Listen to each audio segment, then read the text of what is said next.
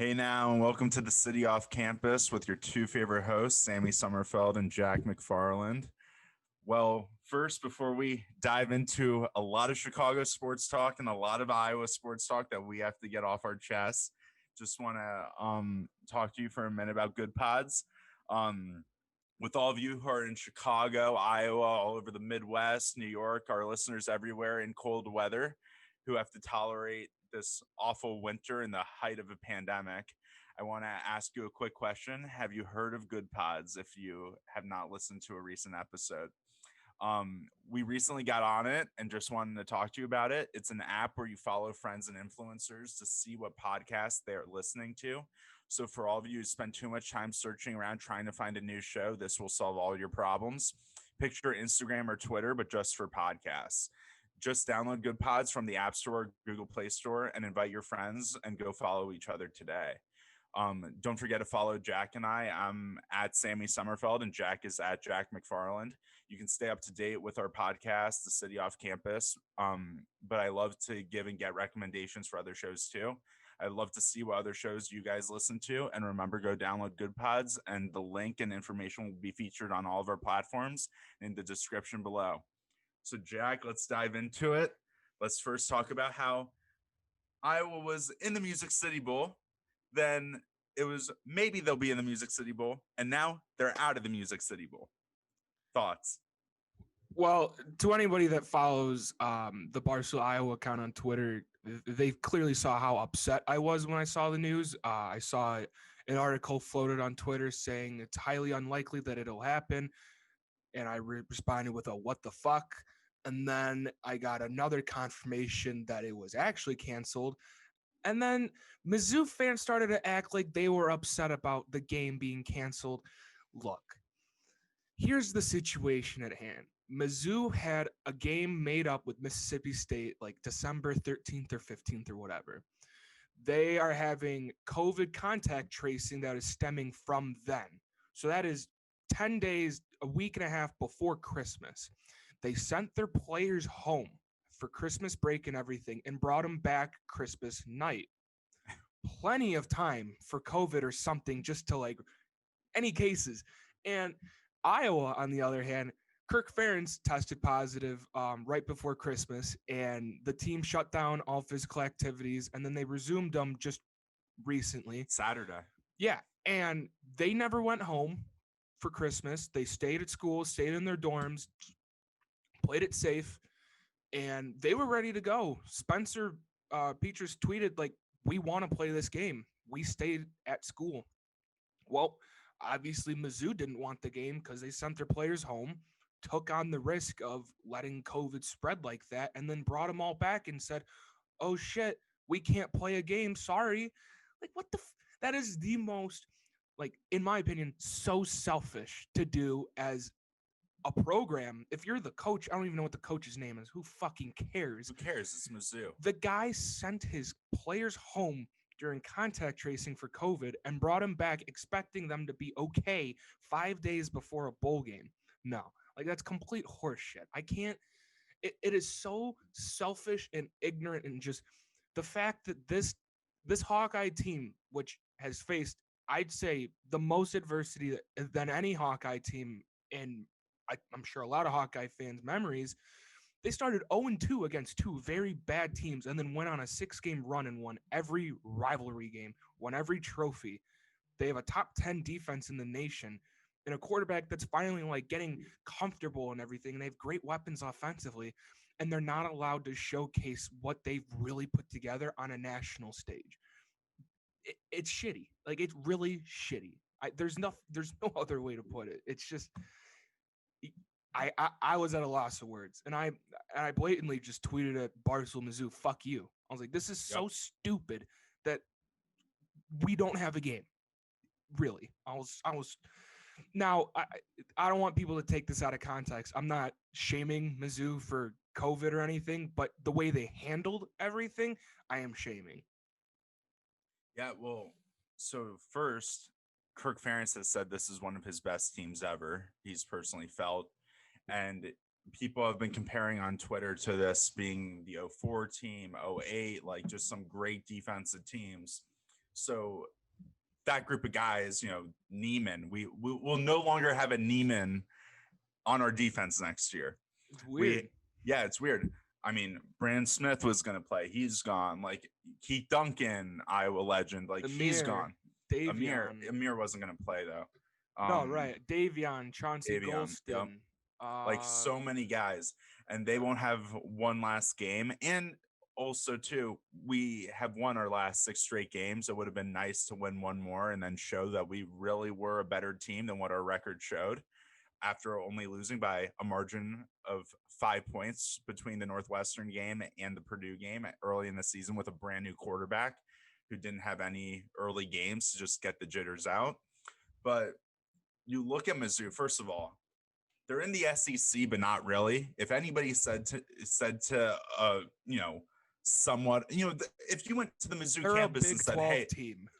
Yeah, I was going to say, if you said to a Mizzou student who just showed up on campus who, let's be real, if you go to Mizzou, you're not a real sports fan. Like that's just how it is. If you said to them, what conference are we in? I guarantee you it's Big 12 or like MAC or something. Like they have no clue because they play like a MAC team. So 1, they're not a real SEC school. 2, let's be real. What does Mizzou ever have to play for? Okay, this is my comparison for Mizzou, and you can tell me if you see this or not. Disregarding Indiana football's one season, their fluke season this year in the midst of a pandemic aside, they're the IU football of the SEC, where you can go in normally, beat them down, know that it's an easy game, and let's make this clear too. Indiana students will confess this. I have heard this from many Indiana students. They tailgate, they go home and take a nap. They don't care about the football. If you watch IU football last year when there were fans, it looked like this year. Empty. Student section, empty. That's what Mizzou is. If you look at Mizzou and you watch their games, they have that green student lawn. It's like a spring training baseball stadium. That's what I related to. It's empty. Like even that, like you could just go hang out on the grass, have a beer with your friends, whatever. Like it's so chill. It's Mizzou. Like they know they're going to lose the game. And that's always empty. So really, let's be real. It was going to basically be like an opening like training season for our guys who were going into the NFL, just to display what they had, make one more final statement, and then close up shop for the year. That's all it was going to be. So I'm pissed we don't have a game, but at the same time, it would have really sucked if one of the guys got injured playing Mizzou. That's, I'm trying to look at the positives here. It would have really sucked if like Brandon Smith got hurt and then, combines messed up and everything down the road there. But yeah, I also think the Hawks got absolutely gypped out of a good bowl game. Like playing in this fucking, I don't even know the name of this bowl, the Music City Bowl. Whoever sponsors it now, I don't care. I know. Like they shouldn't be in that game. I don't get why they're playing a 5-5 or whatever the fuck Mizzou is, a 500 like bottom of the barrel SEC team. I'm going to tell you why Mizzou even got a bowl game, because this is the one year where any team could get an invite to a bowl game. There were no restrictions. Yeah, but, and then hold on, speaking of that, and then somehow Army, who was like 8-2, just didn't get a bowl game. Didn't get a bowl game. Yeah, that was ridiculous. That's got to be a war crime to not give a bowl game when they're better than 75% of the rest of the country. For real. But I have a little bit of beef with the Hawk Shop right now, because I was going to go online yesterday because I thought about this. You have very few times, like, how they make like the championship t-shirts for each Super Bowl team, and only one of the teams, actually wins. So you get to buy the shirts, but the other ones get sent to like Africa and China. Africa. Yeah. Yeah.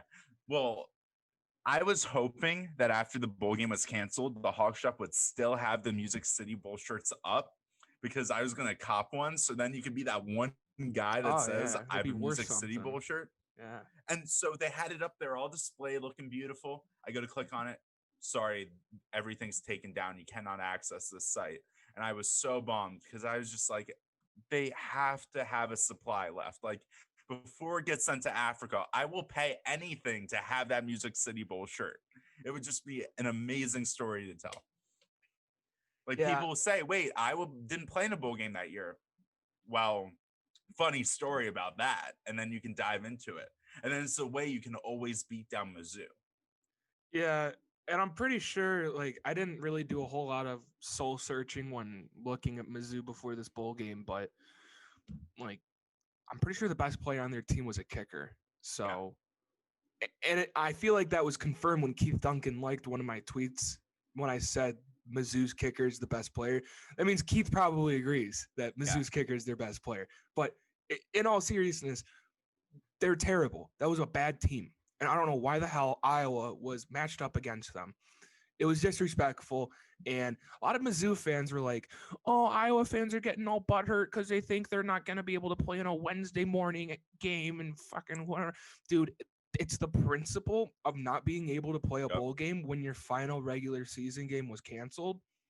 You would like one last chance to like actually play because preparing for a team and then having that canceled sucks. Doing it twice sucks even more. So, Iowa got absolutely shafted. The absolute worst way for this season to end. I think the best case scenario would have been if we had just one game canceled. I would have played the Michigan game at Kinnick, just put a nail in Jim Harbaugh's coffin, just like nail it in there. Yeah. And then all the guys got one more win at Kinnick. Everybody plays. I think Amir would have played in that game. And then, if the bowl game was canceled, I think beating Michigan at home is a great way to end that season for the seniors. Like, we had Keith Duncan on, and he talks about kicking that game winner against Michigan his like freshman or sophomore year. Yeah.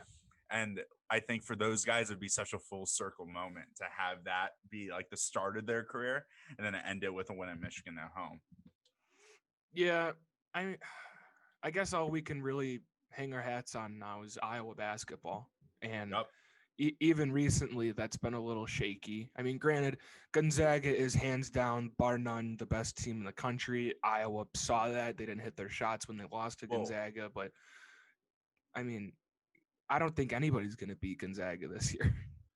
I think when March Madness comes around, it's March Madness. So I think anything can happen there. And regular season, I'll say Gonzaga goes undefeated. Yeah, I think regular season. I mean, also, too, if you look at the conference they're in, I mean, it's easy blueprint for them to get there. But the thing with that game, before we go into the Minnesota game and all that stuff, is with the Gonzaga game, they did something I didn't think any team could do to us this year, which was, keep in mind, Luka put up 30 and 10, so they didn't slow him down by any means. But there were times where he was less efficient at important points of the game where they really were able to make stops or really make decent plays on him. But they were able to stop all of our shooters. Just slow, like our shooters had open shots they were just missing. Yeah. But Gonzaga just wore us down on defense. Like Jalen Suggs has a motor unlike any guy I've seen in college basketball this year in terms of being that type of athlete. I think Luka is the best long-term motor where he just gets better and better throughout the game. But Jalen Suggs from start to finish didn't look worn down at all. And it's just when you're able to slow down Luka a little bit where there's just any doubt that we can feed him in the paint or feed him in the post when, our shooters aren't hitting stuff and our shooters lose confidence, they beat us in a way I didn't think we could get beat. Because I thought we were just so lethal, and I think we still are, with the idea of you can feed Luka or a guy like Jack Nungy or whatever in the paint, but then one of our shooters has to be open at all times. There's no in between, where if you're doubling Luka, whatever, somebody's always open. Or if you choose to guard the shooters, Luka's going to beat you down in the paint.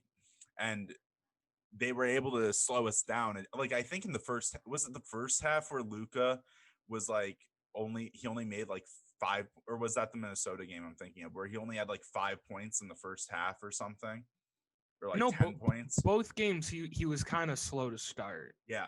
And I guess we have to curb our expectations because he would hang 35 points in the first half against like Southern U, and it's like, yeah, Southern U, who has their tallest player is 6'5". So I guess we have to curb our expectations. But yeah, Luka did. It did seem like he needed to kind of feel it out a lot. I don't know how to word it. He really needed to feel out Gonzaga and Minnesota more so than his first 4 or 5 games. I don't even know if they've played 4 or 5 games up until then. But point being, like, Luka just did not seem completely comfortable, and it seemed like maybe he was pressing because he was super hot and he wanted to keep that hot hand rolling. But I mean, I just took a second to look up Jalen Suggs because you just alluded to him, and I think that guy is an absolute stud. So he's from the state of Minnesota, which I did not know. And Iowa offered him. Yeah. Well, hold on. Most sports. As a junior, he at quarterback, he led his team to a state championship, was a dual threat and had offers to Ohio State, Iowa State, Minnesota, Iowa, Nebraska. His senior year, he was named Minnesota Mr. Football. He was the first athlete in Minnesota history to win Mr. Basketball and Mr. Football in the same year. What the fuck? That's so good. Like, yeah, he's 6'4", 200, playing quarterback, and he's the best two guard in the country. Yeah. We talk about a guy like Tyler Cook, who basically, in my opinion, is in the NBA because he's just an athlete. Like, that's the only reason why he's in it. Like, I don't think he's anything that special. Even when he played for Iowa, I thought he shouldn't have been the center point of our offense. But then you compare it to a guy like Jalen Suggs, who's just an athlete, but then he's a talented basketball player too. And you saw what he could do against us. Like, he just set the tone of that game so early, and he made a few defensive plays too, where he was able to steal the ball at like half court and then just, go in for dunks. Like, just single-handedly, like, dismantled us at certain points of the game. But the optimist in me does see that, we had a lot of open shots and they just didn't fall, where we were in that game. I mean, the score says we lost by 11. It was wider margins at different points of the game. But like, I think it's a game where if we played it again, it would be played very differently. But I think one thing too that led to some discomfort in our offense is when Luka's passing the ball out to Joe, to Jabo, to CJ or whatever, and their shots aren't falling. I'm not saying he lost confidence in them in any way, but I think there's a sense too, a higher urgency where he thinks he has to take over more than he needs to. And keep in mind, he put up 30 and 10, amazing game. Like, he's going to be the national player of the year, hands down. Like, nobody's doing what he's doing. But when you feel like, okay, these guys are all cold, like, it's one thing if, one guy's cold and you have a few other guys that can back him up. But when everybody's just not making anything, they're just ice cold, what do you do? Like, it's hard to, feel confident that you guys can decrease margins or make any type of comeback if, CJ makes the 3-1 minute and then the next 4 threes the team shoots are all awful, like way off the board. And when you have Luka as the only guy in the paint getting rebounds and he's getting double teamed and those shots aren't falling, Gonzaga, there's nothing you can do because then Gonzaga picks up in transition and gets an easy bucket. I saw a stat. I briefly looked at the Gonzaga Virginia game this past weekend, and they had a stat when it was like fucking 35-2. That game got really out of hand really quickly, but they were showing the points per game for Mark Few's teams the past 3 years, and I'm not kidding. 2 years ago, 96 points. Last year, 98 points. This year, same thing. It's like these guys are scoring at an NBA pace. They're playing with an NBA pace. If you don't play your A game, you're going to lose by 10, period. Like, that is an assurance you will not beat Gonzaga. Plus, that not even Drew Timme, he's good. Suggs is sick. Yeah. That Corey Kispert guy is unreal. Yep. He is so underrated, I think. That guy, he's what you want in a player. Like, he is all energy. He made like 8 threes the other day against Virginia, and he's got sick hair and wears a headband. So I know. He's swagged out the whole time, and he can throw it out. So I don't think, I mean, granted, Gonzaga is in like the Western Athletic Conference or whatever the frick it is. I don't even know. Best team they'll play all year is St. Mary's, maybe Pepperdine.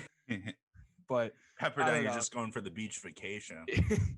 Gonzaga is in a league of their own. And I mean, at least that game for Iowa fans was a lot more manageable than the Minnesota one, because Iowa looked like they were in a food coma that whole game. Maybe not in the second half. They looked a little better, and at the end of the first, They were looking good at the end of the first. They end cut of the that margin end to of the 5. first, they were like, "Wow, we aren't going to lose by 20. We might lose by 5." And then they took them to OT because they blew their lead in the second half. Look, that game got me all sort of flustered. That we found a way to let Minnesota back in the game. Like, why didn't they? I don't know the exact sequence or time on the clock, but they should have fouled Marcus Carr, I'm pretty sure, instead of letting him shoot a 3. Yeah. So, and I was like, and the whole time I'm like, we have the ability to take 2 instead of 3 and win. What are we doing? I have never yelled at a TV more in 2020 than I did in that game. Now, keep in mind, we didn't have March Madness. I probably would have been yelling at it a lot more then than even the other day. But I felt like I was sitting at Carver, even though it was in Minnesota. I felt like I was at Carver, sitting front row with the boys, and just yelling at Fran. Like that, one of my favorite pastimes was when Fran would make stupid decisions like that, and everybody would just chew him out at the end of the game. And it's the most frustrating thing. All my group chats with my friends from Iowa who are diehard basketball fans, we're blowing up, so frustrated with Fran because that's a coaching thing right there. Yeah. How do you not tell him, okay, Carr was electric that game. He had 25 or something before that play, I think. And he was making everything just unbelievable. Just taking step back threes for fun. and going into that game, he's behind Luka. He's like 4th in the country in points per game right now. Mm-hmm. He's scoring at an insane rate too. I think he was averaging 22 or 25 a game at that point.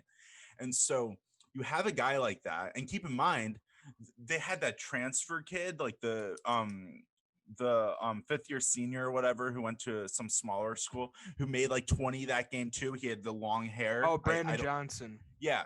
And he was like scoring insane too. But Carr has the ball in his hands with, a little bit of time left in the game.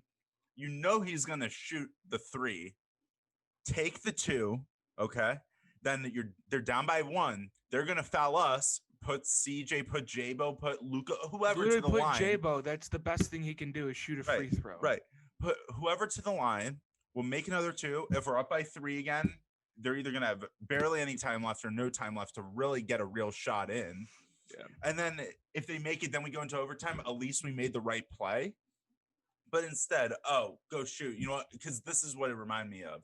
It reminded me of this is one of those moments where I thought Fran wanted to test our defense in a time where they shouldn't have been tested. He should have made the right coaching call because Luka, everybody this year I've been impressed by Luka's defense. I mean, he's getting like a block every game. I've been really impressed by how he's stepped it up because he fell short last year on the defense end of the ball.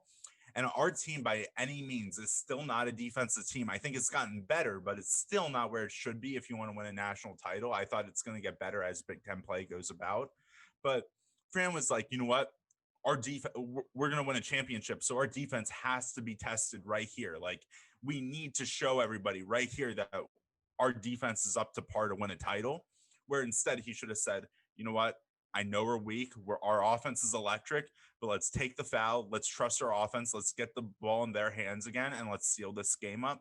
Instead of saying, oh, yeah, you know what, guys, like you guys have such a long proven track record of being a defensive team in Big Ten play, especially on the road. Like I had flashbacks to Purdue last year when we played them on the road. We got blown out, and he kept trying to trust the defense, and we're like, the chains are not moving. We're down by 15 here. Our defense is awful. Yeah. And then it's just, I felt like we were having flashbacks to the last 2 seasons where, our offense is electric. They pick it up. And then when the defense needs to step it up, they fall short. And it happens on the road every year. And I'm honestly a little worried about what's going to happen on the road because I think at home we'll have no problems. Like last year, we lost 1 game at home. It was the last year, March 3rd to Purdue. It was the final home game of the year.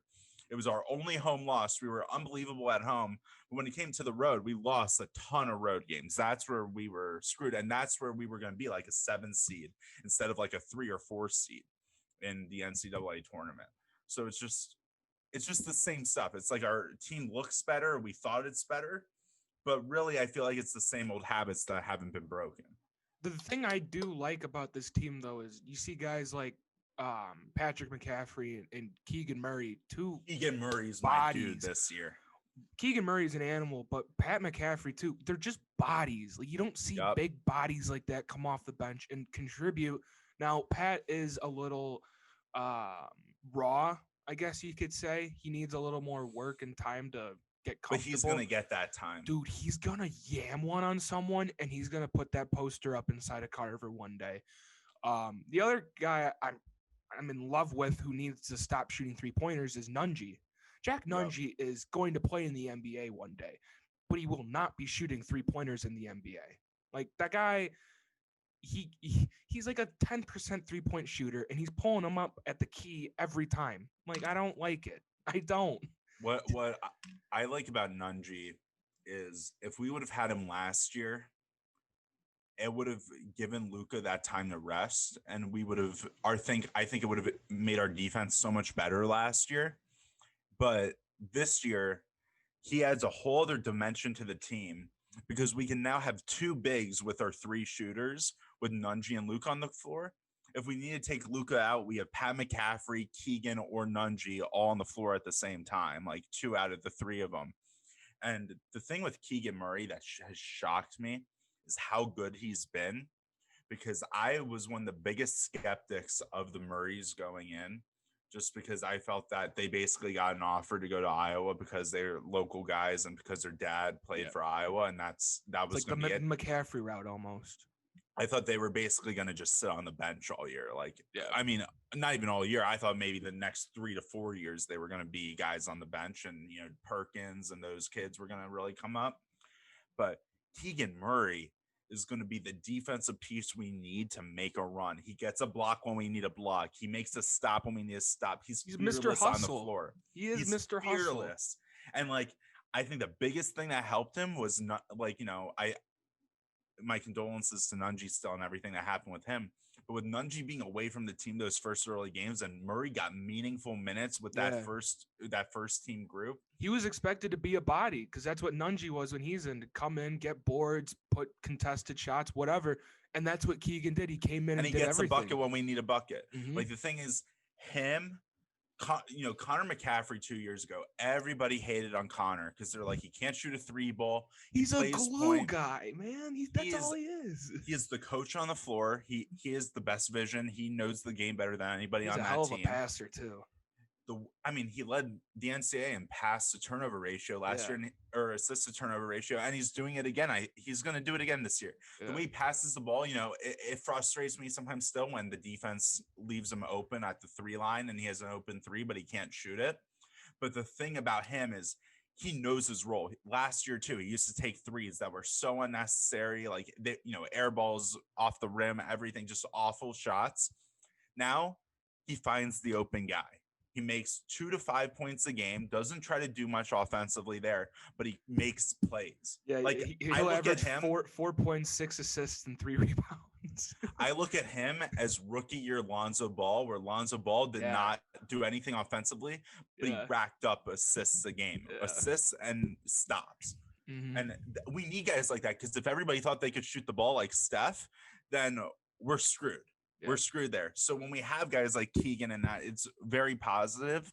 But I think the biggest thing is J-Bo needs to hit his shots. And J-Bo, the thing that frustrates me about J-Bo, it was fun against the shitty teams we played where he was shooting NBA threes.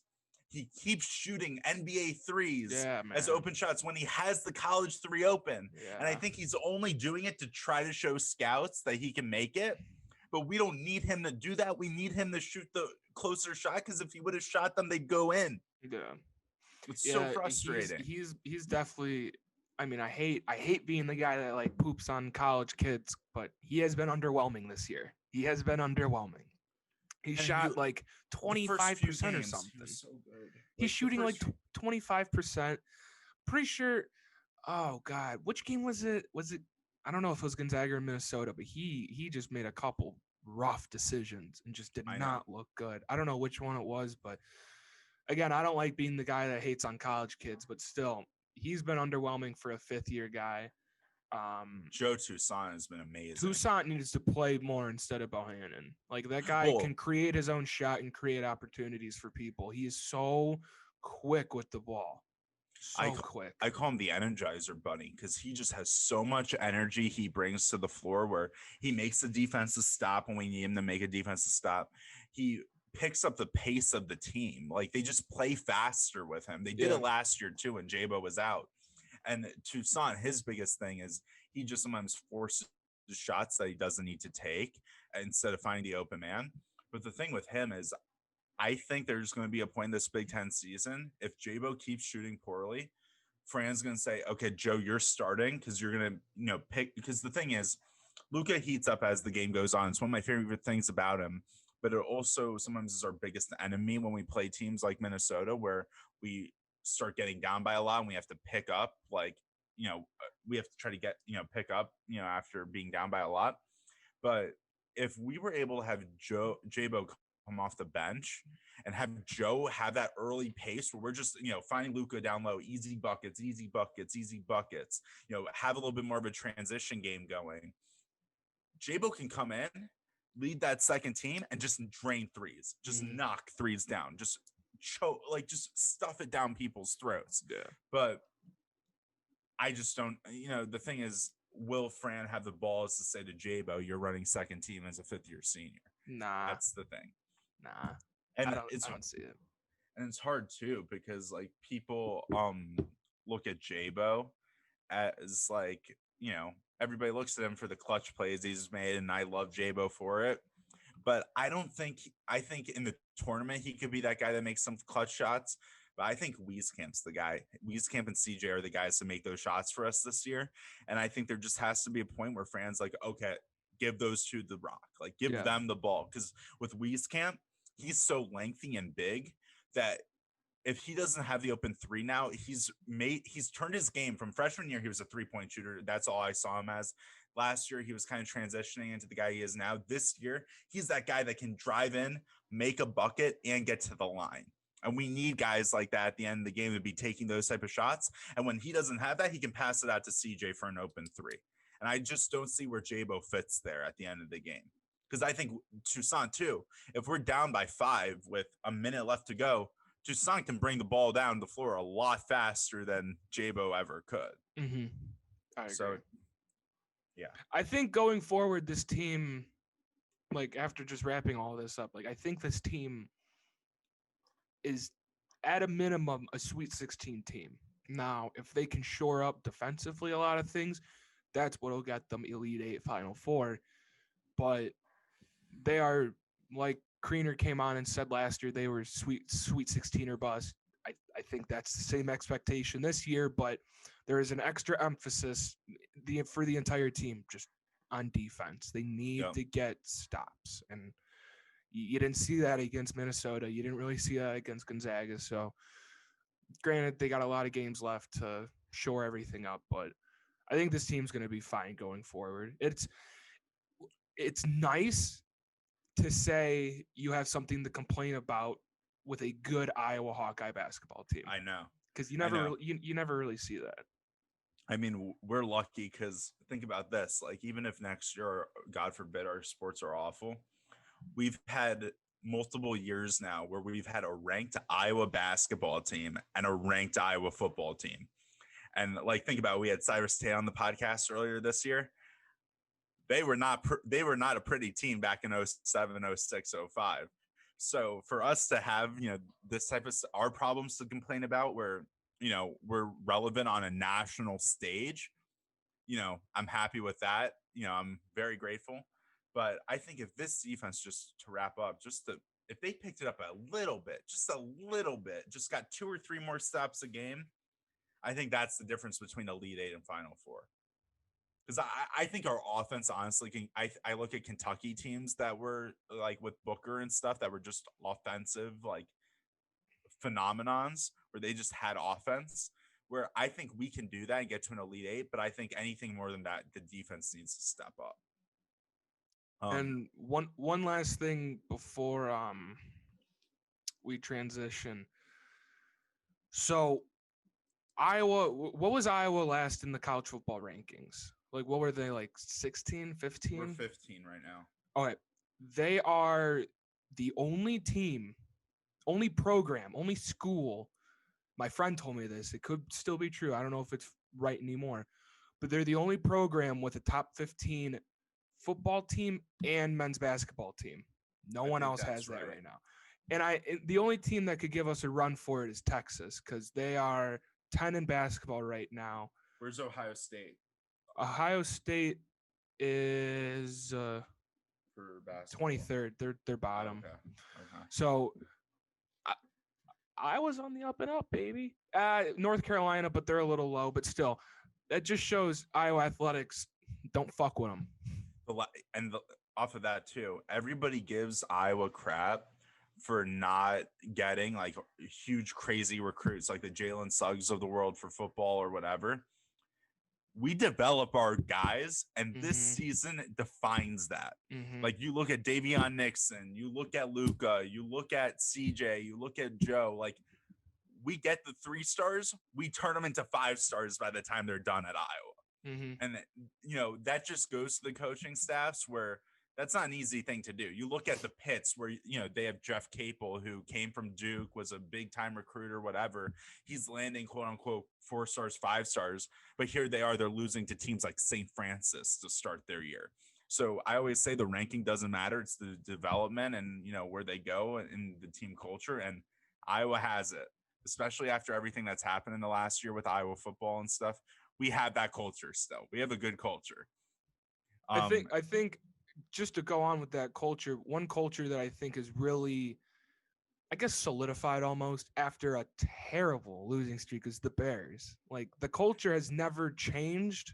It has always been constant. And I think there was one comparison I saw on Twitter to Matt Nagy, because we haven't talked about the Bears in a fucking hot minute. Yeah. Nagy on the podcast. Yeah. Now, Nagy obviously gave up play calling duties to OC Bill Lazor, which has helped the team drastically.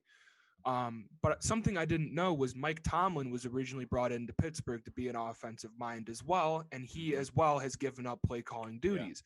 So, but why is Mike Tomlin still there? Well, he has a great culture. He knows how to manage egos, and the guys buy into him. I think one thing we can all agree on is the guys have bought into Nagy. Now, the defense, sure, they could get a little pissy with the offense. And a lot of people said, I don't know how this defense shares the same locker room with the offense, because for a period, there was no reason for them to. They were completely different units. I think these past 3 games after the 6-game losing streak has reaffirmed that A, this team hasn't quit, but B, the culture that Nagy has built is one that can sustain.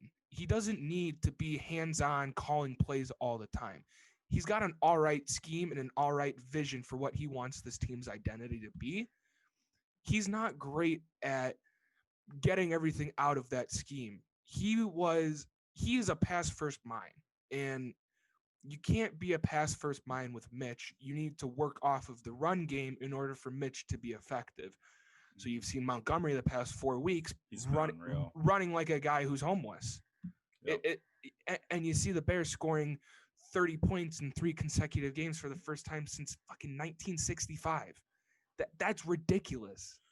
Well, I think a big thing that helps the culture is, you look at the Chicago Bears over the last 40, 50 years, defense is the Bears. And I think no matter how good our offense will be from now to 30 years from now, defense is key. It's what defines Chicago. It's just the makeup of the Bears. And I think when we have a defensive guys like Akeem Hicks, Mack, Fuller, like those type of guys who define the culture themselves by playing phenomenally, they have a track record, just all those things. Those are the glue guys of the team where it's just like this, our defense is good. I think the thing that's the key for the Bears is having a good defensive culture. I think they're more of a blended team now, but I think they're still kind of separate. And I think if the defense is able to stay strong and united and keep a, solid glued front, I think if the offense just performs like how they've been performing, the defense buys into them a little bit. And they're just like, thank you for supporting us and not making us go out there every 3-and-out you had for 6, straight games. So earlier this year. So thank you for giving us time on the bench to actually rest up and go after the quarterback and actually create plays, because, we were ready to kick your ass in the locker room for a good 5 straight weeks. But what the thing with me is, I'm still not completely bought into Mitch. Not either, And man. You and the think thing I is, am? I know the thing is with Mitch, like going back to the game yesterday, one thing that I loved is Mitch ran one into the end zone. And I thought one of the first touchdowns he threw to Jimmy Graham was a great ball where, I think Mitch earlier this year would have thrown an interception on that play because it looked a little tight.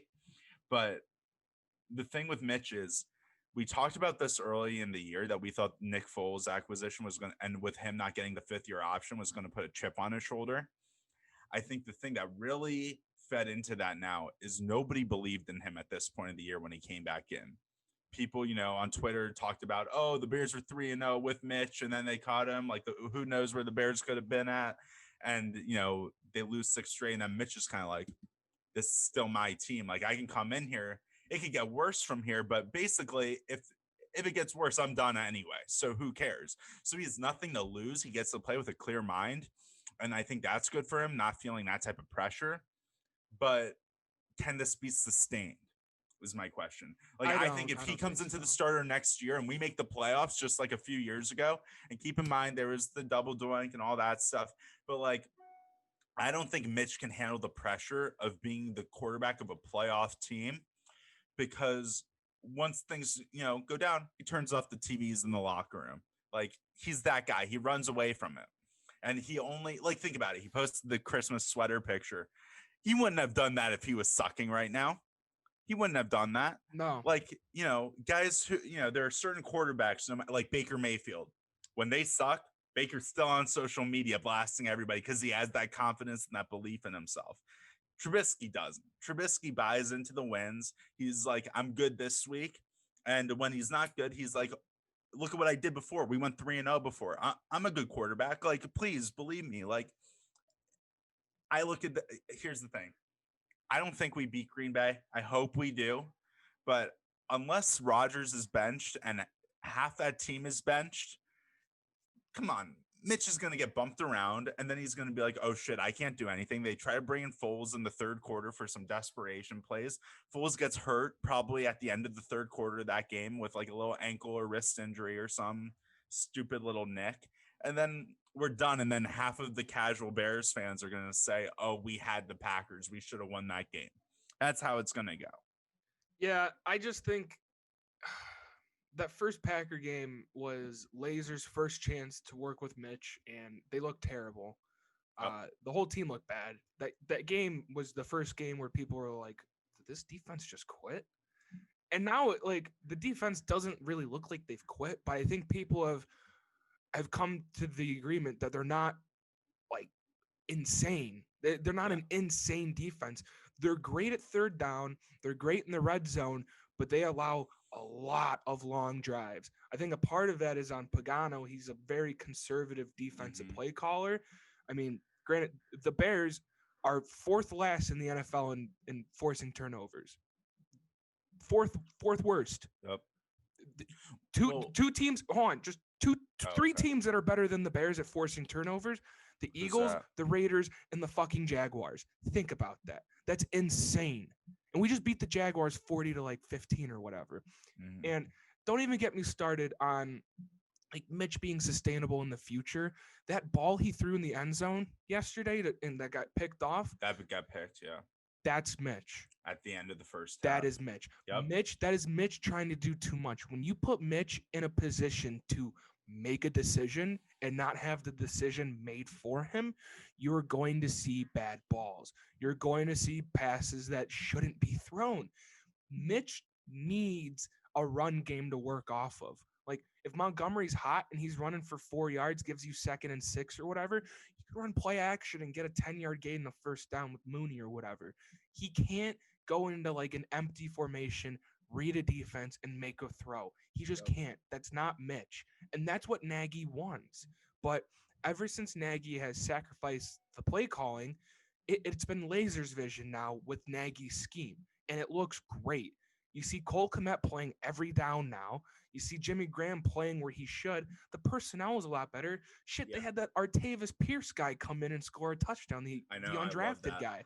I mean, I'd rather see him in than Ryan Nall. So I think it says a lot for Nagy to first, like, pull Mitch, put in Foles, think of this is my fix. This is what I think will fix the team.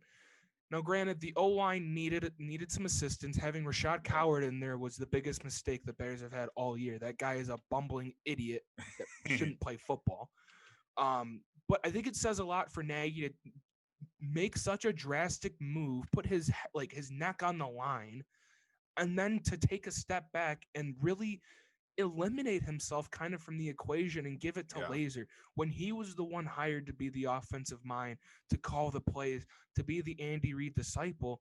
He gave it to Laser, and it shows that he has a feel for what this team needs.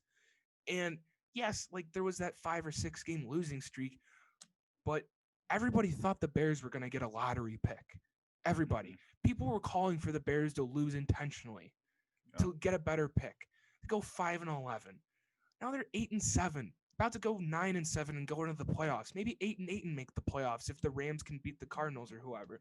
Point being, I think this Bears team is the players that need to be doing well that are young are. They're doing well. They have some aging contracts on the team that are going to hold them back, especially with the cap being reduced because of this whole COVID shenanigan. The cap's going to be reduced by 20 or 25 million. You got Akeem Hicks, Kyle Fuller, Robert Quinn. All these guys are 30 plus. Well, Kyle's not, but nearly. They're 30 plus, and you're paying them 60 million together. You can't do that when the cap is 170 or something. That is not feasible for a winning defense, a winning team. And yes, these are decisions that Pace has made. I think Nagy's job is safe. He's not the one that makes these personnel decisions, but I think Pace is going to have to face the music and see if his job is actually going to be there next year or not. That's a McCaskey call. I personally would not be pissed if Pace is fired. I would not be pissed if Pace is back either. I'll say this, though. I want Nagy to pick the quarterback, not Pace, because Nagy needs his guy. I'm sorry. In order for Nagy to effectively work, he needs his guy. And he tried to do that with Foles. He gave up a fourth. That fourth could have got us other depth in other positions. Point being, you couldn't, as a Bears fan, before this season say, Mitch is the end-all, be-all answer when Chase Daniel's no longer the backup. They needed someone else. Big play Bray, nobody wants to give him a chance. So they went out and they got Nick Foles, who Super Bowl MVP, guy can throw the ball well, and they have coaches who are familiar with Nick, and there were a lot of factors that contributed. It was good in concept. It was good in concept, and I wasn't pissed at it, but a lot of coaches there who are familiar with Nick. Nick's familiar with the scheme. The offense it sputtered. Nagy couldn't call run plays. They were pass dominant, and Foles was getting smoked, and the guy got murdered in that Viking game. I'm pretty sure it was. Yeah, so I really think this Bears team is the young guys that need to be playing well are playing good, which is a great sign. But they're going to have to make some business decisions after this year on guys like Fuller, Hicks. Trevathan's fucking locked up here with Quentin until they're 80 years old. So we got to stick with that. But, you could be in a worse position. You could be in a better position. I think two things going off of what you said that are important to point out are, one, the Bears didn't have anything to lose here. Where after that losing streak, Nagy, Pace, Trubisky, all of them are we're either going to lose out and we lose our jobs, or if we win and do some damage, we might be here another year or two. We can have a conversation about if I should keep it or not. And there's going to be a debate in the city on whether we should stay or not. And if they can just spark the debate, that's all they need to basically try to keep their jobs, because the McCaskies listen to the media. So I thought that I'm pretty was sure important. Georgia said he looks at the Bears as in a fan's perspective. Yeah. And so, I mean, if you just even look at some of the decisions they made in the past on who they've kept, or like, they fired Lovey after a 10-win season.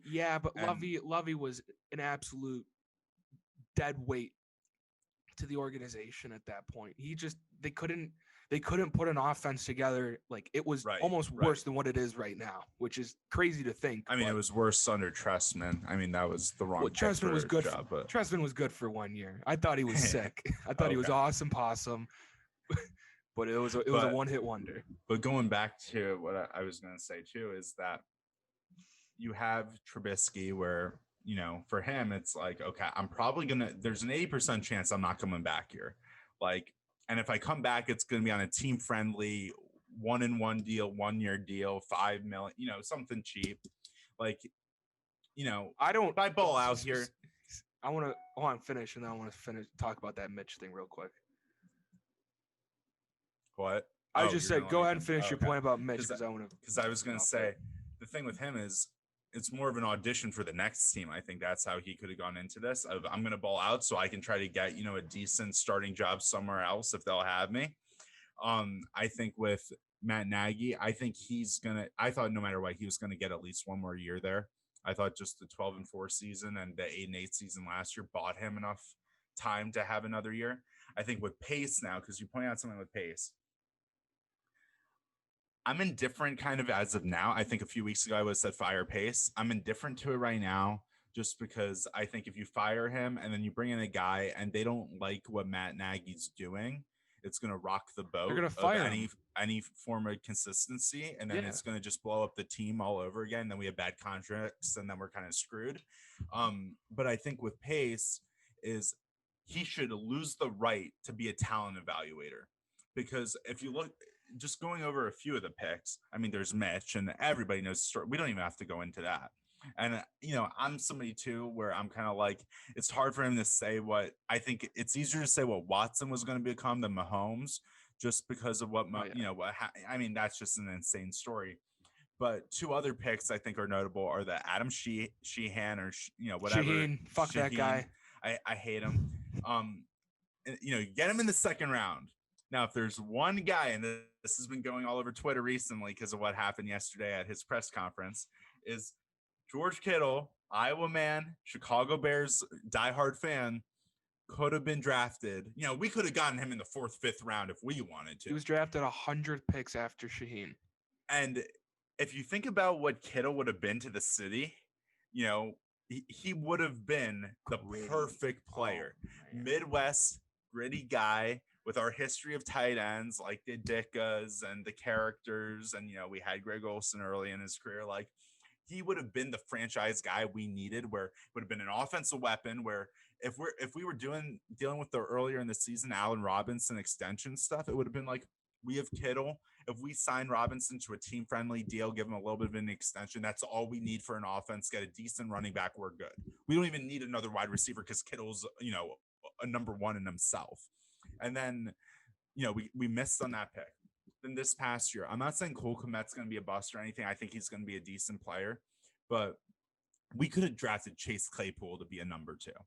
That's my opinion. That's my opinion. We could have gotten Chase Claypool, and we needed a wide receiver, and they missed on Claypool. Like, Claypool was right there. I mean, you could say that, but that's because Pace made a blunder on Miller, and now Miller's a number 3, and Mooney's a number 2. Add on to it. Yeah. That's what I was going to add on to it, is the Miller blunder too. And wasn't that the same draft as the Adam draft? Yeah. Oh, fuck, man. Wait, wasn't Mitch that draft too? Wasn't it all 2017? Stop. Yeah, that draft right there. So it's just like, and Pace too. To me, one thing I really don't respect about Pace is he's still stuck in the 2008, 2009, 2010 NFL when he was with the Saints, because he brings back Jimmy Graham. I loved Jimmy Graham when he was with the Saints. Huge Jimmy Graham fan. But Jimmy Graham, like, when we brought him in, we had plenty of tight ends already. Did we really need to put the money there? Like, I liked the pick. I liked it. Jimmy Graham has scored like 10 touchdowns this year. That's all he does. Did we sign him to a 1-year or 2-year deal? 2-year. We signed him to a 2-year, but that's because the Bears, they've had like the past 2 Ted years with Ginn. Nagy. Didn't we get Ted Ginn at one point this year too? Ted Ginn was under $1 million. That was a shitty idea. That was shitty. But I'm just saying, between the drafting and some of the Robert Quinn signing, awful signing. Like, I just don't think, the Khalil Mack. Here's the thing. Looking back on it, I'm happy with Khalil Mack. I have nothing against it. But in my opinion, the Raiders won that trade. If you look at who they picked, they got Jacobs, and then I forgot who they drafted last year with the pick, but they drafted somebody good. I can't remember who it was. I'll look up the details of it, but I think the Raiders won that because, if you look, okay, so I just briefly want to talk about one of my favorite fourth quarters of the NFL season. The last 10 minutes of that Dolphins-Raiders game was unreal. One of the best games of football I've seen this year by far. Mm-hmm. And if you look at that Raiders team, that's what made me think of the whole Khalil Mack thing and pace and stuff, is the Raiders are like, they're not going to make the playoffs this year, but they have guys for the future that like are going to be beasts, like with Jacobs, with like with Waller, like they have pieces there where the losses of like, okay, with Nelson, whatever. I can't. Aguilar. To me, I was thinking about it. Like, I was watching that game and I was like, if Amari Cooper was on that team, what would things look like? And I'm like, honestly, it wouldn't have looked any better in my opinion. Like, I think Aguilar, Waller, like those guys are so good that like, I'm kind of like, did Pace make the right move? But then again, I think, you know why I think Pace did make the right move there, though, with Mac? And I think the Raiders won the trade, but you know why they made the right move? It's because if Pace would have had those draft picks, he would have found a way to destroy them. He would have found a way for us to draft shitty number ones. We would have drafted the Kellen Farrells of the world and like all the bullshit like number ones who don't pan out after 3 years, and we would have been screwed. We've been screwed out of our future. So at least with Mac, he's brought some excitement to the team. We went 12-4. We went 8-8. We're going to hopefully go 9-7, if not 8-8, and we still might make the playoffs. But nothing great came out of that. We're not going to win a Super Bowl. Like, this defense was kind of a disappointment. So going to the Mac trade, the Bears obviously traded 2019 first, a 2020 first, a 2020 third, and a 2019 sixth. And they received Khalil a 2020 second and a 2020 seventh. So that second round pick was Cole Kmet. Yeah. So they got Cole and they got Khalil. And then they picked the tackle from Colorado, Arlington Hambright, sickest name ever. They picked him in the seventh. And then what the Raiders did with those picks is they picked Jacobs with our first round in 2019. And then this past year, they picked Damon Arnett, the corner out of Ohio State, which is a huge stretch. So that one is kind of questionable. The 2020 third round is Brian Edwards, the receiver from, I think, South Carolina. He's still yet to really even play this year. And then the 2019 sixth round pick, Bleswan Austin, that got traded to the Jets. So they didn't even have that pick anymore. But I look at the draft that Jacobs was taken in, and thinking back to last year, not this past draft, but last year's, what would you say would be like one of the biggest needs for the Bears? Because I'm looking at like who we could have taken. Well, I don't wait. So who was available? Because I don't have that list in front of me. So, like when I think of what the Bears needed in last year's draft, I would say, I mean, you could say O-line, you could say receiver. I would have. Yeah, I was gonna say O-line. Okay, so let's say O-line. So they miss on Jawan Taylor, the tackle for the Jaguars. They miss on Greg Little, tackle for the Panthers. Cody Ford, tackle for the Bills, who's actually very good. He's bumped in the guard. Eric McCoy, the center from the Saints, who would not be a bad pick, but they had already have Whitehair and Daniels. Whitehair, by the way, needs to play guard. The guy cannot play center. I know. But there were guys who they missed that they could have taken. I'm not thrilled with what they missed in this draft. Like, I'm looking at it. There's guys who were great. Now there is one. There is one that I wish they could have gotten. He got drafted by Green Bay in the second, Elkton Jenkins. That guy has played every position on their O-line and is going to make $1 trillion when his rookie deal is up. That guy is unreal, and I wish he was a Chicago Bear. So I guess I could say he's the Taysom Hill of the O-line. Yeah, literally. Like the guy can play. Utility guy. The guy can play anywhere. So now I go to next year's draft, or this past year. Damon Arnett, he was picked at 19. What would you say the Bears needed this past draft? Again, O-line. O-line, wide receiver. Okay, great. So we're on the same page, O-line receiver. So Arnett went 19.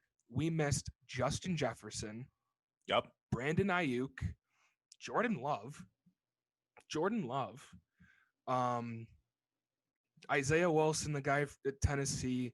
T. Higgins, Michael Pittman. Robert Hunt, who's not great. Claypool went a pick before Jalen, so whatever. Antoine Winfield. A lot of Bears fans wanted Antoine Winfield, like they wanted like water, which okay, but I don't think drafting Antoine would have been good for the team. I think he needs to play free safety, and Eddie should not be playing strong safety like he does sometimes. So I don't think that pick would have helped. But point being, the Justin Jefferson pick though, that gives us the number crucial. 2 we needed. That's right. You could get rid of A-Rob. You could get rid of A-Rob comfortably if you have Jefferson. Same way the Vikings did it with Diggs. They got rid of Diggs. Yeah. The bigger comparison I was going to make was like Juju with AB. Like they could lose AB because of the fact that Juju was just going to be so good. That's like what the Vikings did with Diggs. Yeah. They drop Diggs, get like 3 picks, and then they take Justin Jefferson, who's had a better year than Randy Moss. And we could have pulled at least a second round pick for sure for A-Rob, maybe a first. Yeah, I'm surprised also that, I mean, I guess maybe they might franchise tag A-Rob, but you'd think that they might have wanted to get value for him if he's not going to be back on the team. But what I've dictated from this part of the conversation today is the fact that we could run the Bears better than Pace. Oh, I think that's a fact. I don't think anybody would dispute that. I think Ryan Pace's degree from Eastern Illinois is in like business marketing or some stupid shit. I'll actually look it up. It is nothing football related. Now, not to say my degree is, but I am also double majoring in sports studies. So suck it, Ryan. We are well versed in sports. What did he get his degree in? He got his degree in marketing. Like what are we talking about, Ryan? You're not running a team with a marketing degree. You know what? We should put him in the business ops side of the Bears. Maybe he can do a little. You know what? Maybe he can work with Brian Urlacher on some more billboard campaigns throughout the city on how to grow your hair. I don't know. I think Urlacher's got better hair than Pace. Honestly, probably. Like actually, Ryan Pace always has the same slick back, stupid. Looks like a wig type. He's like a slimy stockbroker. He is like a slimy, villainous stockbroker who just can't be wrong. Yeah. That is and it's so fitting that he's a marketing major too. He would be the type of guy that watches Mad Men and thinks, oh, I should have been born 40, 50 years earlier. Definitely. I should have been John Hamm. Sitting next to his wife, and he's like, that could have been me. That could have been me. That could have been me. Stephanie is her name. Stephanie, that could have been me. I could have been John Hamm selling cigarettes in the 50s in New York. And then he's like, oh, hold on. I got to pause Mad Men for a second. I got a call from Robert Quinn's agent. I think I'm going to make an amazing signing for the Bears. Honey, you have no idea how great this tight end out of Ashland University is. They call him Baby Gronk. Baby Gronk. Yeah. It's going to be phenomenal. There's like no tape on him, so we know he's going to be great. Speaking of Shaheen, he signed an extension with the Dolphins. With the Dolphins, it was like 3 years, $9 million or $10 million, whatever.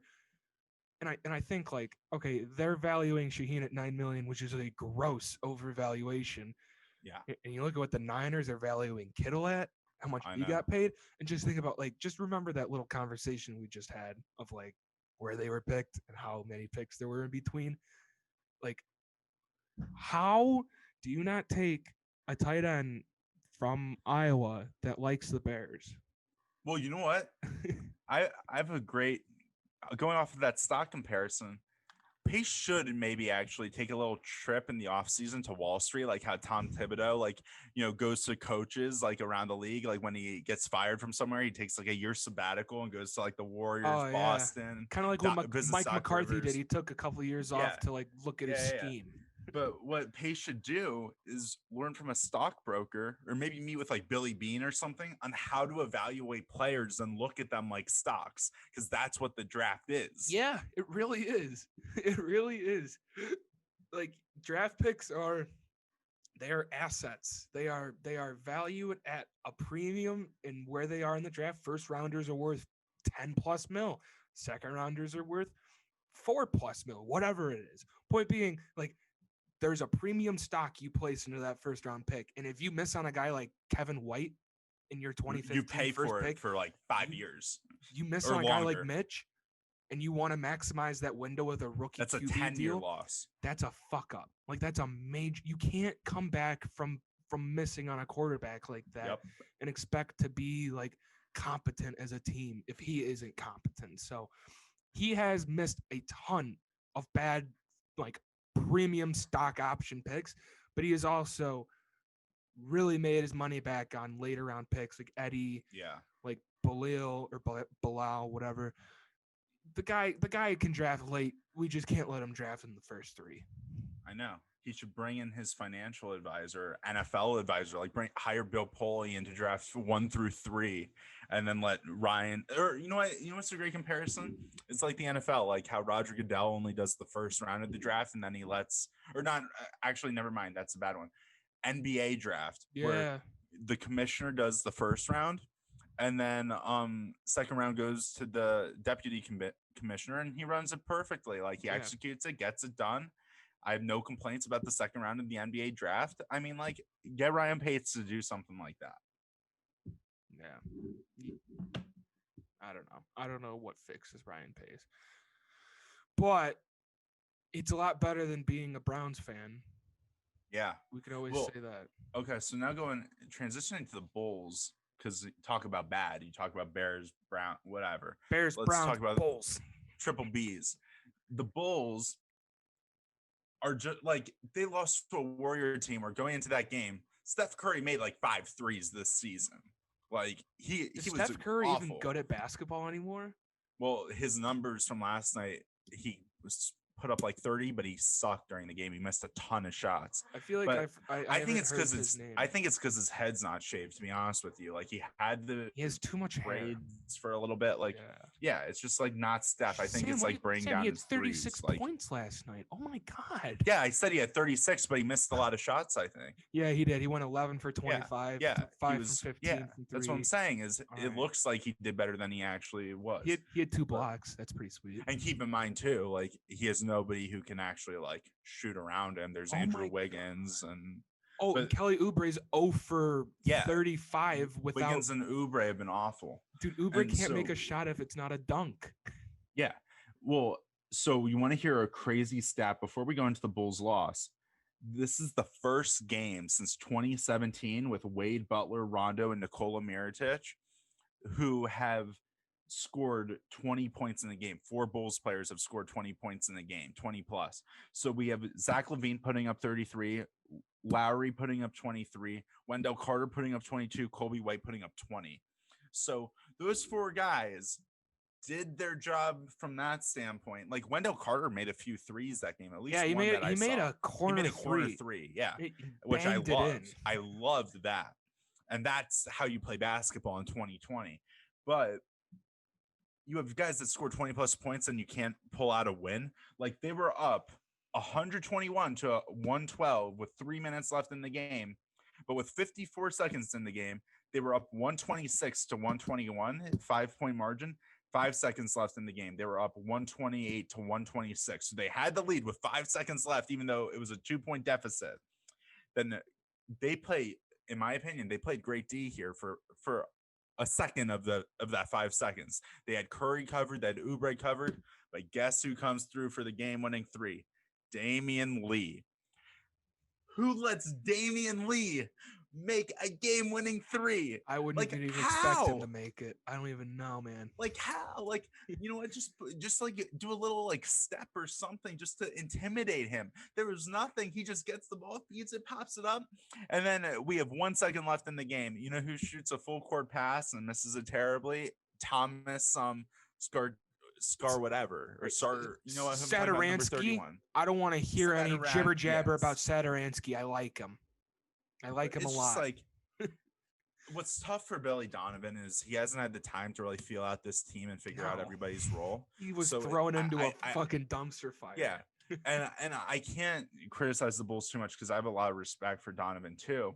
But it's just like I feel like we're on repeat with the Bulls like last year. Last year we talked a lot about how the Bulls will lose games that they were in the lead or it was super close and lose in the final minutes. The Bulls were up 121 to 112 with 3 minutes left. Just seal the game. Yeah. Like if you need the ball Zach for the whole shot hold clock. the ball. Yeah. Let Zach LaVine was making a step back threes last night. It was wonderful. Just let Zach LaVine dribble it out, take a step back. If he makes it, he makes it. If he misses it, he misses it, whatever. But it runs time off the clock. Like, come on. And they were wearing the Chicago Theater jerseys. Yeah. They were wearing the city jerseys. Like they were looking fly. They were ready for that first win. And like Zach LaVine, dude, here's the thing. I think this season is the year that Zach LaVine can possibly convince me he's an all-star player. Because right now I just put him on the list of the Hall of Very Good of the current NBA players because he's on such a bad team. But he looked like Devin Booker. He looked like the Bulls version of Devin Booker. He's a cheat man, Devin Booker. That's the way I label him. That's a very good way of putting it. And he, like, the thing to me is it looked like not Devin Booker, that Zach LaVine looked bigger too. Like he has a bigger build because he was driving in, dunking, like making plays in the paint that were just so aggressive and tough. Like he could run through a brick wall, which I loved. Like he has that mentality. Wendell Carter looked decent to me. Lauri Markkanen was making his shots, but let's just see how consistent he can be this year because he's so up and down. And Kobe White, I love Kobe White. I think he's going to be a guy for us. I just think he needs time to develop. He was a one and done guy in North Carolina. Like, it wasn't a great North Carolina team. So I think with him, I think Billy Donovan's going to get him to where he needs to be in the next year or two. But I think Zach LaVine could get us to an 8th spot. I think he could get us to an 8th seed if he scores the way he scored. What do you think about the rookie, Williams? He played decent too. I think take the game out just in general of like what you've seen, the pick in itself, all of that. Because a lot of people, when that pick came, they were all freaking out. Yeah. And I just did a little preliminary research, just doing my due diligence. The guy was like the second youngest kid in the draft. Yep. He was 6th man on the year on the deep Florida State team that was fucking good. And the guy he's a savage on the court, it seems. Like he can just do it all. Yeah, I like him. And part of it too, though, is I have such a renewed trust for this front office that they're going to do something to make this team a contender again. Like I have 2008 Bulls vibes coming back just because I feel like they're going to be in the next year or two laying the true foundation of this team. We have young talent. Lauri Markkanen's a guy where if we don't re-sign him, it didn't work out because of the time he was there. But if we can get him back for another year or two, see what this core could really do. But I feel like if they had to blow it up, I think it's easier to blow it up because we could keep LaVine, we could keep Kobe White, we can keep Carter, get rid of a few of the other guys around him, and Patrick Williams, keep him. And then I think what's going to happen is this year, the free agency class won't be very good. I think in the next year or two, if we can get a guy with like 1 year left on his deal or is a free agent that's an all-star or close to it, like a Beal type of guy, I think this team's, a contender in the East. Like, I think we have a shot. I trust this front office. I think the way they scout is going to be really good. I think the guy that they drafted in the 2nd round from Moldova or whatever random European country, 7-foot animal or whatever. I like him. I really like him. Yeah. He's going to be a piece. he's going to be a guy. And the thing is, what the Bulls teams did 10 years ago was they scouted Europe and they got guys like Mirotic and some of those talents from overseas, and they were great for us. I think if this staff can do it and pick those gems out, like what they did in Denver, get the Michael Porter at 14, and then he becomes an all-star once he's healthy. Like, I like it. I like what the Bulls are doing. I think the Billy Donovan hire is a good hire because I think he wasn't the type of coach that could, he had the credibility to get the respect of Westbrook, KD, Paul George, Carmelo because of what he did at Florida. But I think when you're coming in, he coached those guys. So all these young guys are like, oh shit, he coached KD and Westbrook. Like, we respect him. But on top of that, he knows how to work with young players because of what he did at Florida. He coached the Horfords, the Noahs, like he knows what to do. He's the teacher that we need. He's not going to be the, strict Putin type of coach that Jim was, that Boylan was, and he's not going to be the Fred Hoiberg of, guys, let's watch SpongeBob in the locker room, and this is going to be a fun team, Pau Gasol. This is going to be, we're going to go camping this weekend. We're going to hit, Lake Geneva. Like, this is going to be just such a fun team. Like, what I did in the cornfields at Iowa State is going to work in the city of Chicago. I think he's going to bring a real balanced mindset to the team between the vets and the young guys. With Thaddeus Young, I think he's going to be a guy that's going to be important as a leader. I think one guy that they just needed, the guy I'm ready to throw a party over, is when Felicio's contract is up. Oh, dude, I'm gonna be so happy. I'll drive him to the airport. I don't care. I know. I'll send him back to Brazil personally. I'll buy his first class ticket back. Yeah, no, that guy has no business on the court. But I just for my own damn trouble, I decided to look up the past couple drafts for the Bulls and just look at who they've taken. And Patrick Williams, Kobe White. Well, hold on. Let's just get the 2017. Oh, okay. The 16th pick, they took Justin Patton from Creighton. I forgot about that. Okay, that guy has played 9 NBA games. 9. Yeah. They took Jordan Bell, like fucking 30 picks later, and that guy has been miles better than Justin Patton. Yep. Like, you go a year before that, number 14, which is the end of the lottery, people forget, Denzel Valentine. What National the fuck? Player of the Year. What the fuck? All right. But hey, Denzel, here's my one thing with Denzel is I don't think we should have, gotten him as a lottery pick, but at least Denzel has been a Bull for a long period of time, and he actually plays. I guess. Like, he's played like when we had like Wade and Butler and those guys, Denzel had some big games for us. He pulled through some games. Him and Jeremy Grant, like, as bad as they are, or not Jeremy Grant, Jaren Grant. So many Grants. The point guard from Notre Dame. Like, at least that they had an impact on the floor compared to like Justin Patton, who played 9 games. That's the one positive I can take from them. But and I actually saw Denzel Valentine play at Drew League in LA like 3 summers ago. Did he look good? I mean, it was funny because Valentine like sucked. A high school kid was like torching him. I forgot who. It might have been Eli Scott, actually. Oh, might poor have been Eli Scott. Denzel was like, there goes my contract. Yeah, he got torched. It was so funny.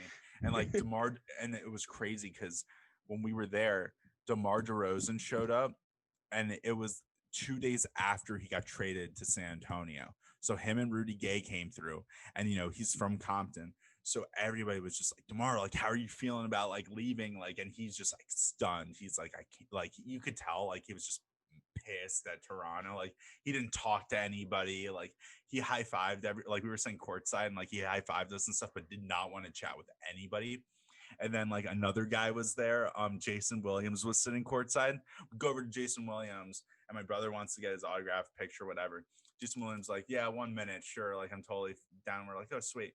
Blows everybody off. Just was a jerk. Another guy that was a jerk, Isaiah Thomas, not the Hall of Famer, the hip injury, riddled, shitty person. Can't ride a roller coaster looking ass. Yeah. awful guy, dude. This is the cockiest short guy you've ever met in your life. Like he's got cockier than Allen little man Iverson. syndrome. He's just got little man syndrome. And he's like, it's so funny because nobody asked him for an autograph, and these 3 little 8-year-olds went up to him and they're like, "Hey, can we get a picture?" He's like, "Sorry," and then he has like his security guard with him. Like, DeMar didn't have security, let alone this guy, and he's like, "Oh no, I don't take pictures." Like he's on the phone acting like he's a big shot, and we're like, you realize the LA Lakers cut you after the season, right? Like they did not. You were a salary cap guy. Like you were irrelevant. Like nobody cares about you, IT. But yeah, dude, it's just that's my rant. I will say this, at least for the Bulls being bad, there is no expectation for them. Like right. They can be bad, but you just named like the 4 guys that scored 20. Kobe, Levine, Lowry, Wendell. Those guys are pieces. And one thing I wanted to touch on with Wendell really quickly was there were rumors about Wendell and like number 4 getting traded for Wiseman, essentially. The number 2 pick, I think it was. And I was like kind of warming up to that because Wendell's iffy, but I watched Wiseman last night and granted, he's like 19, so who am I to judge a 19-year-old in an love NBA James game? Wiseman. But love James Wiseman. He looks like... Oh, he's legit. He looks raw, but he looks like he's going to be an all-star in like 3 years. He's legit. And I'm like, if that trade was an actual thing, and you are the Bulls, and there's literally nothing to lose, the expectations are null and void, why don't you just pull the trigger on that Carter trade, man? Just get Wiseman. Just keep bolstering that team. Granted, you don't get Patrick Williams, but like you can get James Wiseman. That's pretty cool. Yeah. I mean, the guy I wish we could have gotten was LaMelo Ball. I love LaMelo Ball. Yeah. But then we would have like 5 guards on the court at once, Sam. We would look like the Houston I would have Rockets. traded Kobe White. I would have traded Kobe White. Really? For like a role player for LaMelo, dude. The way he passes, the playmaking. You would trade Kobe before Levine? Yeah, because the way I look at it is Levine could run the floor with Melo. Well, Levine would have to play the 2. Yeah, but he'd run the floor. Like it would be beautiful because LaMelo could do the full court passes, like the alley-oops, lobs to Levine. LaMelo could drive in, and he's 6'8", 6'9". He could drive into the paint, pass it out to Levine for a step back 3. Like, I think it would have been such an offense opener type of thing. And then you have Wendell Carter who can shoot too, so you could have him at the 3-point line and space the floor. I agree. Yeah, that's actually a good point. Thank you. And now I think we should discuss 2 of our favorite segments we've been looking forward to wrap up the pod today. Mm-hmm. Let's jump into the trivia first, and then let's jump into the trivia. I've been waiting for this all podcast. Okay. So my first trivia question, because I have a couple in case you get this one, because I mean, in my circle, it's a well-known thing. I've known this since I was like 5 years old. What other team has retired Michael Jordan's number? The Heat. Yeah. Okay. Fuck yeah. I didn't know if you'd get it or not, but it's isn't it because who's the owner? What's his name? Mickey Arison? No, not him. GM. You mean the owner? Oh, the GM, Pat Riley. Pat Riley respects him so much. I'm pretty sure that he retired. Well, they were trying to start a movement at the time to retire his number, throughout the entire NBA, and that did not happen. Do the Wizards even have it retired? No, they hate Michael Jordan. He destroyed that team. Oh man, that makes it funny. Oh, that's funny. It's great. And then my other 2, these are Bears records. I want to see if you know who holds them. And you got to keep your hands up. I don't want you searching. Okay. Who has the most 2-point conversions in Bears history? What player? Fuck. This one surprised me. Like, okay. Can I ask a question on that? Sure. So obviously, like quarterbacks, like do they count? No, it's not a quarterback. All right, because that was my thing. All right. That's the only hint I can give you. Tariq Cohen? No, Matt Forte. Oh, that was my other guess. I just think Tariq was so dynamic that maybe he could be. And then another one. This one surprised me. Who has the most fumbles in Bears history? This surprised me, but it didn't. I want to say Mitch so bad. What's your guess? Fuck it. It's either Mitch or Jay. Mitch. No, it is the GOAT, Walter Payton. Oh, all right. I could see that. Yeah, it surprised me, but it didn't, right? Because you would think, oh, it's Walter Payton. Like it's the best player in Bears history. Yeah. But then now I remember how he carried the ball. He carried the ball like fucking a loaf of bread. Didn't matter. Yeah. But I thought that was a good one. There is literally no way you get my trivia. If it's White Sox, I won't get it. It's not. Oh, okay. In which country did the Caesar salad originate? Oh, I didn't know we were just doing any trivia. I thought it was sports. Nah, I just fucking left it up, man. Oh, I love that. Wait, dude, I actually heard this before. Oh.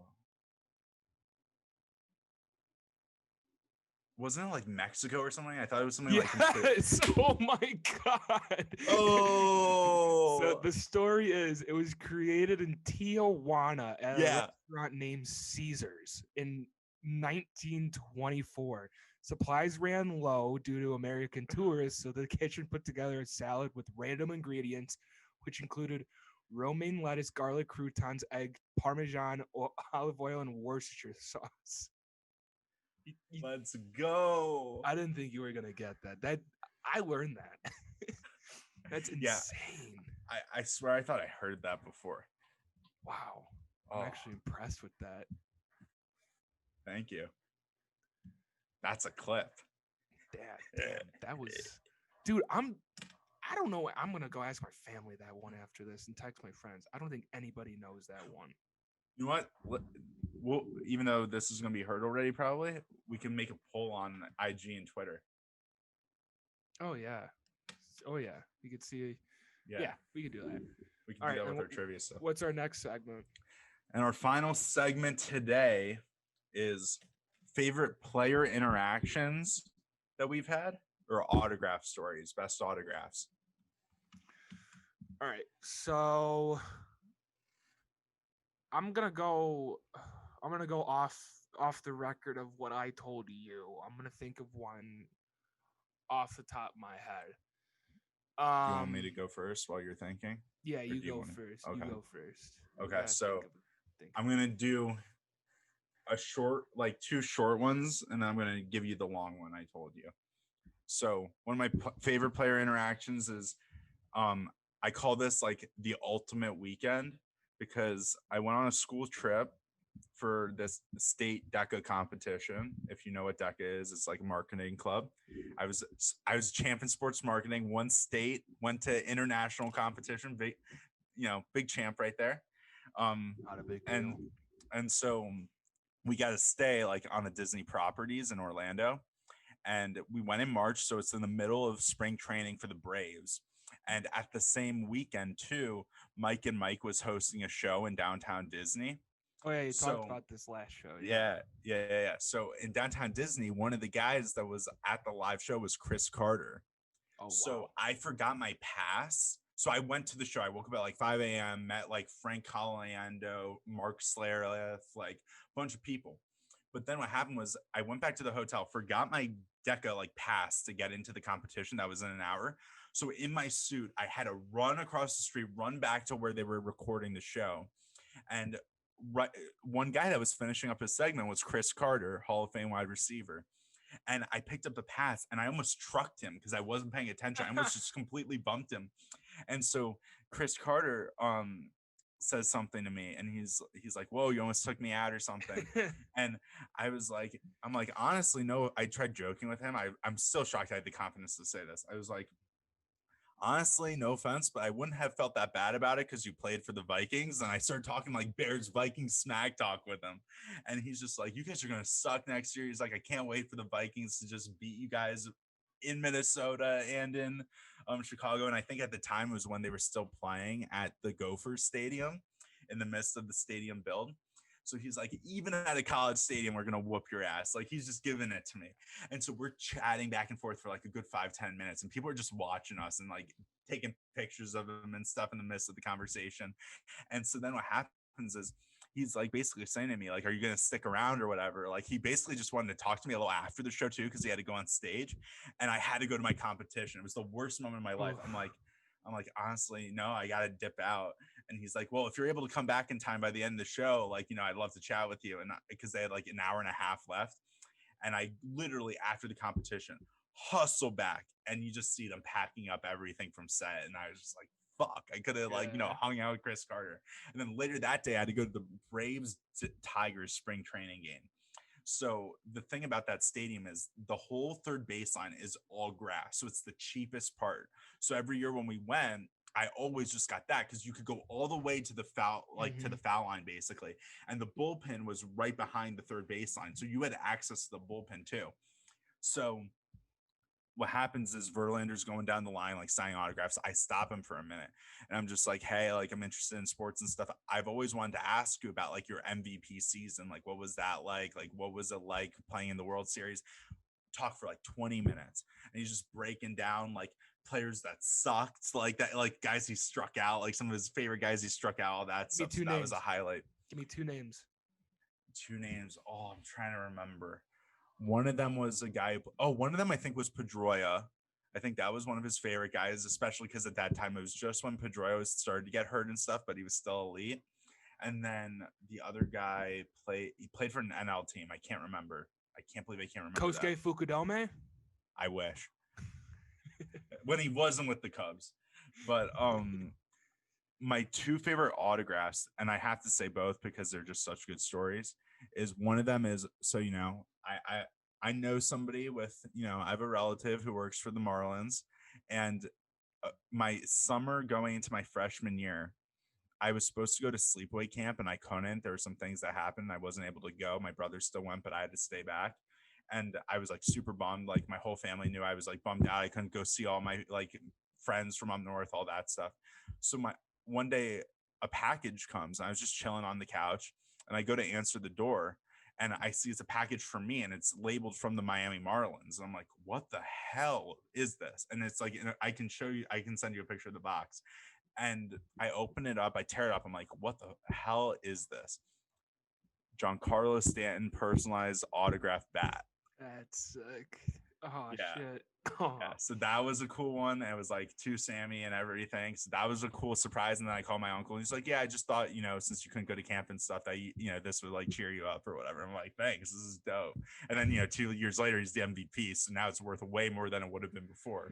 Yeah. But all-time favorite story is 2015. Cubs are on the rise. We still have Starlin Castro. We have John Lester, Jake Arrieta, KB's in the majors. All them bad boys are up. Addison Russell. Javi wasn't there yet, but that's okay. And so what happens is we went to Cleveland to go to like the Rock and Roll Hall of Fame and stuff, and we timed it where we could go when the Cubs were in town against the Indians year before the World Series. Wish we went World Series. But the day before the Warriors won their first NBA championship against Cleveland, they stayed in our hotel. So the whole hotel was themed Warriors, and we missed them by like 3 hours. They partied in the hotel all night because there's nowhere else to go in Cleveland. So they partied all night. If we would have checked in 5 hours earlier, they were like literally giving guests like champagne bottles and stuff in the lobby. Like that's what the night was that we missed out on. So what happened was we checked in and we started talking to this guy in like the lounge of the hotel. And his name's Cedric, and he's like a suit designer. Like he makes custom suits for the players. So he was like, oh, John Lester just texted me. He's like, he made like custom suits for KB. Like he made Rizzo's wedding suit, like everything. And he's made suits for Deion Sanders, Michael Jordan, like every big athlete in the business. He's like, oh, I'm going down to meet Lester right now. You want to come with me? And we're like, sure. This is after they like blew out the Indians by like 15 runs. So we go down, meet Lester. We think that's sick, all right? We're hyped about that. Arrieta comes a little later. And the whole team just starts coming in. And we're the only fans there. And there starts to be a line outside the hotel. But since we stayed in the hotel, we were allowed to get autographs. We were the only ones allowed. So we get like a bunch of autographs, Joe Madden, Starlin Castro, you name the guy, we got him. Then what happens is the next day, we run to David Ross in the lobby, meet David Ross. We meet like Edwin Jackson. Like we were in the elevator with him. My brother's like giving them shit, like what's it like traveling to like 8 different teams at that time. So that was like by far like the best, like whenever as a Cubs fan. I mean, when you get to meet players who won the greatest World Series championship of all time, I mean, that has to be the top of the list. Yeah, greatest all time, my ass. You'll see the greatest one when the Sox win this year. Oh, okay. So one of my favorite interactions was when I was 6 or 7. I was really young, and it was when I was living in Ames. And every year in the state of Iowa, they had the Shrine Bowl where all the best players in the state would play. And that year, they were playing at Jack Trice instead of the UNI Dome like they do now. And I was sitting in the stands with my dad watching it and whatnot. And obviously, like, I wasn't like totally into football, but like I was just watching it, like loving it, whatever. And there was this play downfield, whatever, and I think the DB might have played a little too aggressive, and I spoke my mind. And turns out, the guy, older man next to me, kind of like challenged my assumption of the play and like how I saw it, the PI call that I thought there was. Well, he and I kind of go back and forth, and he's just playfully toying with me and whatnot. And he gets up and walks away. They go sit somewhere else. I don't know. I don't maybe have left, but I find out that was Kirk Ferentz that I was jabbing with. And I had no fucking clue who Kirk Ferentz was at the time. Like, I'm just like an import to the state of Iowa. Like, I got no clue. So I was jabbing with Kirk Ferentz in the stands when I was like 7. And I thought that was pretty damn cool. So he's still now the coach at Iowa. I was like, it's pretty damn cool. But the other one was when I was, it was a couple years after that. And it was at Hilton Coliseum. And it was when Harrison Barnes and Doug McDermott were on the same team. They were playing on ESPN against Waukegan. And they beat the piss out of Waukegan on national TV. And I was like 2 rows from the court. It was so cool. And like, if I could ever find that broadcast again, my buddy and I, because the Jumbotron had the ESPN feed. Oh, so cool. you could tell like what was going on. And I was jumping up and down, and you could see me at the bottom of the screen, like jumping up and down. So after the game, I'm waiting outside the locker room with a basketball, fresh. Well, I don't even know if Spalding Wilson. I don't even know. I have a basketball in its little cardboard box thingies casing, and I have a Sharpie. And I wait for Harrison Barnes, who was like 18 at the time, to come out, and he was the number 1 recruit in the country. Yeah. And he comes out and he signs the ball, and I was like, dude, that's so sick. Like, I was talking with him, and Harrison was an absolute stud. Well, fast forward like a week or so later, he commits to North Carolina. Everything keeps going forward. He's lottery pick. He is probably the most famous person to come out of Ames, not named Fred Hoiberg. And when I was like 9, I had the opportunity to like get his autograph before he was even famous. And like the guy is making he's made like $130 million in the NBA. Yeah. His agent deserves a raise for getting him that much money. But the other thing, I alluded to Doug being on the team too. I lived in the same neighborhood as the McDermotts, and if you would have told me that like Doug McDermott was going to be one of the greatest college basketball scorers ever, I'd color you crazy, because the guy was not very good in high school. Like he progressed very much like Luka has in college, to where he wasn't great at the beginning, but he worked to be really good. And he had this basketball court, and it would face the woods, and it was so cool. had a blacktop in his backyard and everything. And at the time, his dad was the coach of Iowa State. And you would drive by the house, and I don't know if Doug's got brothers. He might. I don't know. But you would just see him out just shooting casually. And I didn't make anything of it. I was just like, oh, that's just an Ames High kid. That's just Doug McDermott, whatever. He's on the team with Harrison. Little do I know that both of them are going to be like NBA players. Lottery picks. Doug, yeah, both of them are going to be lottery picks. Exactly. That's so crazy. Just to be in the state of Iowa where sports are not exactly like the flagship thing that Iowa is known for, and you kind of grow up with Doug McDermott and Harrison Barnes, it's like that was pretty cool for me to experience. I mean, very small world in Ames, Iowa. Not a whole lot of success from Iowa State, but Doug McDermott and Harrison Barnes they were my success for a while, and it was really cool to have that. But do we have anything else that we got to cover, Sam? No, we're good. This has been a fucking fat pod. Yeah, this has been a long one, but it's long overdue. We haven't done a sports talk one since early this September, probably. Yeah, no, October. So we need to get a lot of stuff off our chest. I was about to say we needed to exercise a lot of these demons fighting us inside. So yeah, and you guys will get some shorter ones of us doing this stuff. Yeah. Throughout the next couple of weeks. Yeah. This is going to be the anomaly. We had to recap everything, but our bread and butter. Yeah. Oh yeah. But to reiterate what Sam said at the beginning of this podcast, if you haven't already, go ahead and download Good Pods and follow Sam and I on our accounts to see what we're listening to, as well as an opportunity to find other podcasts. I get a newsletter every couple of days from Good Pods, and they give me podcasts they've picked out for me. Listen to a couple of them, not going to lie. It's pretty cool to have podcasts that are picked out for you. So definitely go give it a try and download it. Let us know what you think. As always, not the same time, same place. We will see you guys later.